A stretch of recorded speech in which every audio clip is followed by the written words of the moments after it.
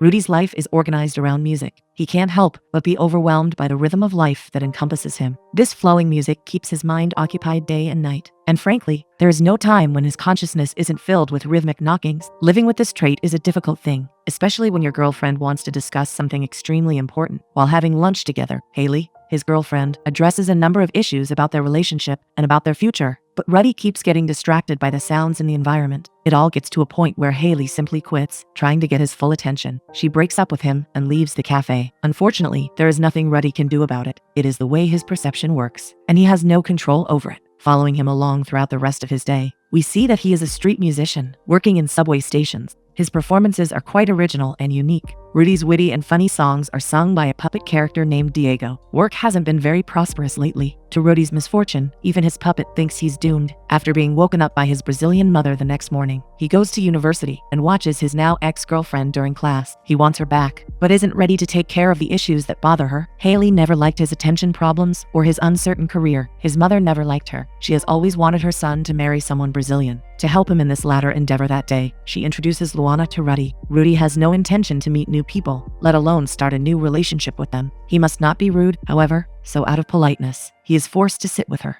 Things get weird really fast. As the mother sits in front of them, Luana tries to plunge into a relationship heedlessly. She leans over to kiss him a couple of times, believing that their common nationality must force them to settle down immediately. This is all ridiculously weird for Rudy. He expresses it directly that he finds this situation uncomfortable and is insulted by it. Luana stands up and storms out of the house. An argument about all of this quickly breaks out between the son and the mother. Rudy is extremely annoyed by her tendency to make life decisions for him, but the mother believes that it is her duty to do so. She sees her son being passive during the most important time of his life, and she is forced to give him a nudge. After this point is put forward, Rudy's mind is somewhat changed. He finds himself unable to answer her since she's right. In this moment, the young man sees his situation in a different light and decides to make his own decisions. Motivated to put this into action, he studies excessively that night, and after going to university, he drops by a fish market to buy fresh food. There, in the middle of the usual rhythmic chaos of his mind, he sees a girl and is forever mesmerized. It almost seems to him that she's standing separately from this world, illuminated by some celestial light. In contrast to this romantic moment, a fish is thrown in his direction accidentally, and distracted by the sight of this individual, Rudy fails to react quickly. Returning home by subway that afternoon, he sees a note on his package and learns that the name of the girl was Isabella. He must have made a good impression by being knocked out by a fish in the middle of the market. Encouraged by the note, Rudy enters the fish market the next day and introduces himself properly. Isabella is Brazilian too. The two seem to have a lot in common, but still, Rudy finds himself distracted by the music in the area. A very brief silence falls, and after rekindling communication, Isabella tells him that she has to go to a market now. Rudy wants to keep talking to her, so he lies and says that he has to go there too. The girl seems to like his company. Nationality isn't the only common trait they have. Isabella enjoys her job, but knows that she won't be working there forever. She enjoys the uncertainty, and this is exactly how Rudy views his work.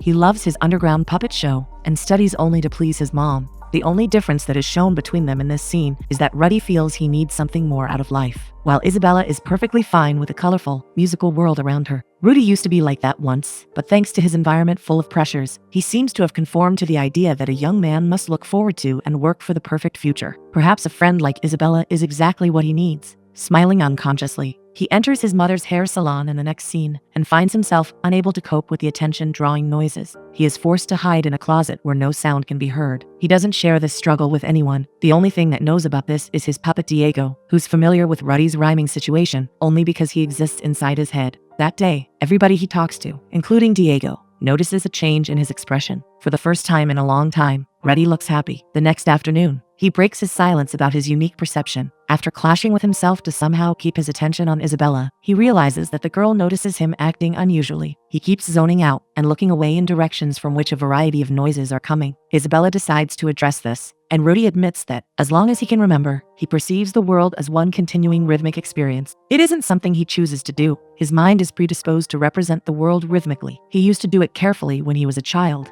As he explains, it was a way to feel a sense of security. Rudy notices confusion on Isabella's face and, for a moment, gets afraid that all of this information is freaking her out. To help her make sense of it, he tries to demonstrate how his mind turns random noises into cohesive, neatly arranged music. He sits beside her and starts directing her attention to the stimuli coming from the basketball pitch and from the park. Balls are bouncing, people are skipping, bins are rattling, and a number of other noises are chaotically dancing within each other. But as you listen to it closely, this chaos has some order to it. Isabella finds this process extremely amusing. Once Rudy is done demonstrating, she acts impressed. She cannot hear it, but she can feel how cool it must be to perceive the world in that way. This is a gift and advantage to be able to notice something others can't even imagine. Rudy is taken aback by Isabella's perspective. For the first time, he is talking to a person who's not judging him for this. Perhaps he shouldn't be ashamed of how his mind works. The next morning after class, Haley comes up to him. As everybody leaves, she asks him for a word and expresses that she regrets ending things quickly. She's also sorry for being insensitive about his job. She wants to be supportive, and she didn't mean to put too much pressure on him. She acted the way she acted because it was time for them to move up to the next level of their relationship. Rudy knows that, to some degree, she is right. He also realizes how the situation must have looked from Haley's perspective. Sitting there together, the connection between them is somehow rekindled, and the young man finds himself unable to resist the feeling of familiar comfort that Haley brings. She seems eager to get back with him, and when she leans over to kiss him, Rudy kisses her back. The young man is in a dichotomous situation. He is in need of good advice. Anwar,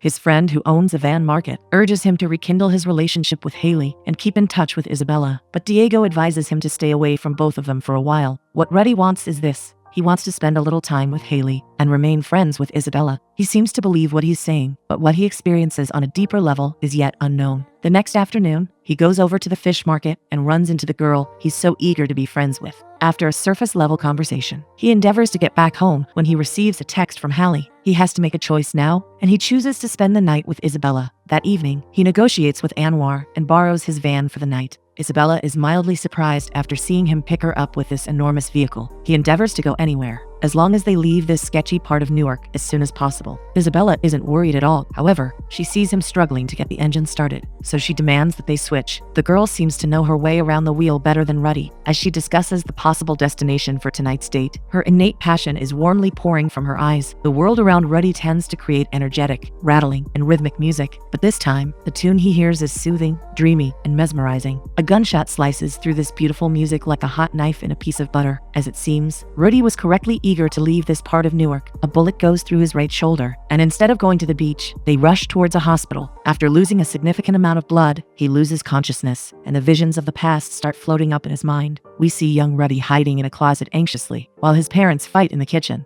This must be the moment his mind first used music as a defense mechanism. Regaining consciousness, Rudy sees Isabella dozing off into sleep on a chair beside his bed. Their date turned out to be extremely surprising. They look at this whole matter as something very amusing. Their conversation has a wonderful, joking, and worrisome tone until Isabella remembers Rudy's mother and urges him to call her. Naturally, Rudy doesn't want to do that. He knows how she will react, but Isabella keeps trying to assure him that he is responsible for telling her about this. This is when Rudy makes a mistake and tells her that she won't understand. This is a mistake because Isabella's mother left her. She won't understand Rudy's situation, since her mother doesn't want to do anything with her at all. Rudy feels like a complete fool. He apologizes and decides to initiate a deeper conversation about it. As she speaks about how she felt when her mother left, Rudy starts hearing music again. He severs eye contact, and Isabella realizes that he is having a hard time. Instead of getting frustrated, however, she chooses to help him in this moment. Getting near him, she covers his ears warmly and calms him down. The sounds dissipate, and Rudy admits first to himself and then to Isabella that, ever since he met her, he felt a special kind of connection. As it turns out, Isabella felt the same thing. The moment has a logical conclusion. After a brief but meaningful silence, Isabella leans over to him and they share a warm kiss. A tough challenge rears itself in front of Rudy in the next scene. Haley texts him and invites him to go to a country club. Rudy knows that he must tell her about Isabella. He cannot just agree to a date after kissing another girl. For a couple of minutes, together with Diego, he tries to come up with a perfect answer to this, but in the end, he ends up making a terrible mistake. Before he can manage to put together a text, Haley sends him a cute gif of Puss in Boots, and comically enough, Rudy feels inclined to follow her will. And so, a time of lies begins in Rudy's life. There are 3 important women in his life: his mother, Haley, and Isabella, and he lies to them all. He goes on dates with 2 women at the same time, and thanks to this descending spiral of never-ending lies, he ends up in a difficult situation. In the next scene, while having dinner with Haley's parents, he is questioned about his education and job opportunities. It is clear what the parents want, and as it seems to Rudy, Haley has been lying to them about Rudy's job. They have a Brazilian servant named Carla in the house. In Portuguese, she tells Rudy that her employers are very racist. Soon, as the questioning continues, Rudy realizes just how seriously Hallie views their relationship. She keeps assuring her parents that once they graduate, they are going to get a place together and start working at the same marketing company. Rudy fails to get himself out of this situation. It is obvious that he doesn't belong with people like Haley and her family, but he says nothing when the promises are made. In the next scene, the couple talks over the phone. Haley apologizes wholeheartedly for her parents, and hesitantly, Rudy expresses his willingness to discuss something important. He plans to say what he really feels, but he's interrupted, and once more, he chooses not to hurt her heart. Rudy clearly needs someone who will get him on the right track.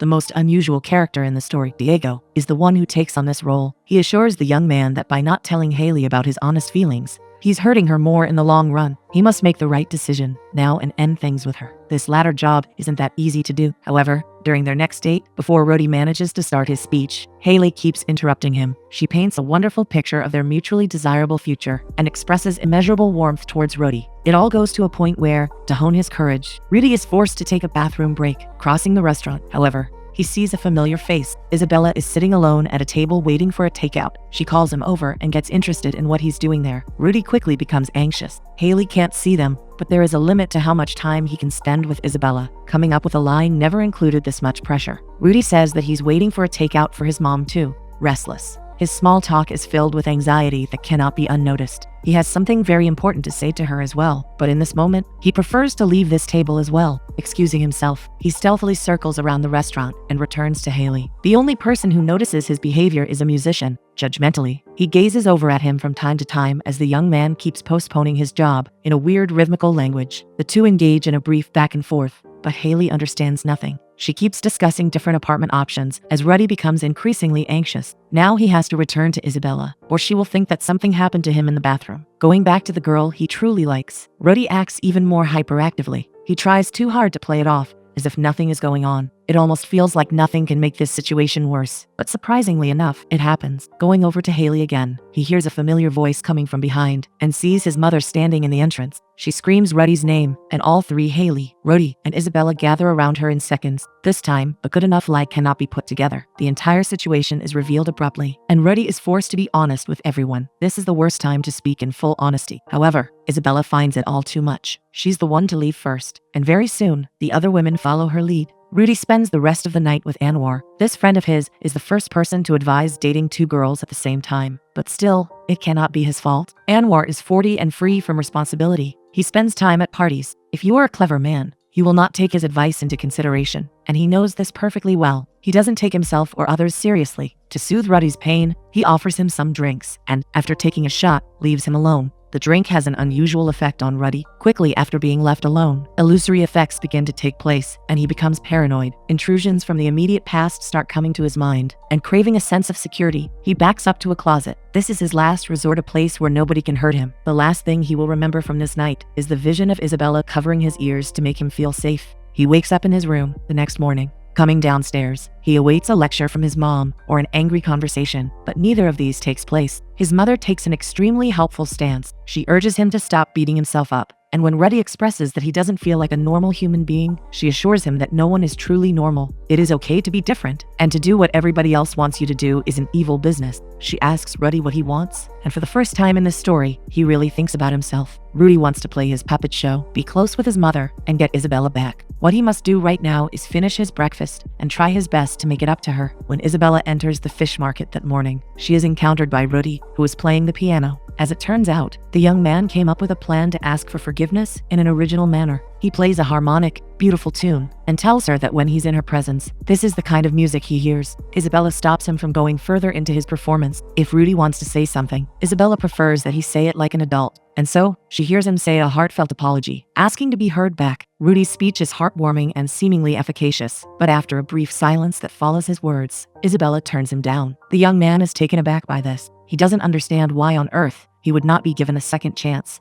And Isabella spells it out for him very clearly. Her words have no bitterness or resentment towards them as she explains the reasons behind her decision. It is clear that Rudy believes that he wants her, but he's not ready to take this step. What Isabella wants is a person who will consider her feelings. And unfortunately, it is obvious to her that Rudy cannot be that person in this moment. From her perspective, Rudy is trying to fix something he isn't ready for. And even though the young man cannot clearly understand what she means in this moment, Isabella believes that she's doing the right thing. Seeing how nervous and heartbroken Rudy is, she embraces him warmly and asks him not to forget his keyboard on his way out. This is a necessary but painful change in Rudy's life. For a good while, Rudy immerses himself in an inertial, meaningless existence. This is until one night, when he is woken up from nightmares, looking over his thesis. He notices that it doesn't belong to him at all. Getting inspiration to start doing what his heart tells him to, he decides to put himself out there and give himself an honest chance. His thesis will be about music and puppets, making a decision to work on himself. He begins developing his career in a direction he truly desires. Very soon, his puppet shows attract more attention, and success comes almost naturally. Time flies, and he finds himself performing with professional voice actors in a sold-out theater hall. He seems to be doing well. Finally, it is clear that his existential anxiety is taken care of. One day, after his show, his mother calls him. The usual conversation breaks out between them, but suddenly something happens that forces him to hang up on her. His luggage is taken inside with a container that has a note on it. Rudy can easily understand where it's from. After taking a deep dive inside himself, he is now ready to take a step outside.